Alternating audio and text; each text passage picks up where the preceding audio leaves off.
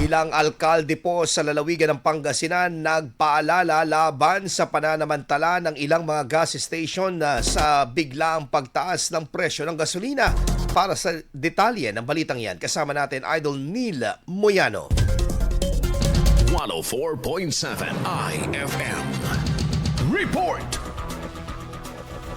Nanawagan ang ilang alkalde sa Pangasinan sa mga may-ari ng gasolinahan na huwag samantalin ang biglang pagtaas ng presyo ng produktong petrolyo sa kanilang mga nasasakupang bayana. Ayon sa mga opisyal, malagang pairali ng patas na presyo upang hindi lalo pang mabigatan ng mga motorista maging ang mamamayan na apektado ng sunod-sunod na oil price hike. Samantala, nilinaw ng Department of Energy o DOE Secretary Sharon Garin na walang ipatutupad na panibagong oil price increase hanggang ngayong araw dahil na ipatupad na ang price adjustment noong nakarang Martes para sa nakaraang linggo. Dagdag pa ng DOE na kaya alert ang mga otoridad upang bantay ng posibleng overpricing sa mga gasolinahan. Nimugti ng publiko na i-report sa lokal na enforcement agencies at sa Philippine National Police o PNP ang anumang paglabag, lalo tinatayang nasa 14,000 gas stations ang binabantayan sa buong bansa. Iginit din ng Pangulo na mahigpit na pinagbabawal ang profiteering at hoarding sa gitna ng banta ng pagtaas ng presyo ng langis. Kasama mo mula rito sa FM News Tagupan, ito si Idol Neil Moyano, Tatak IFM.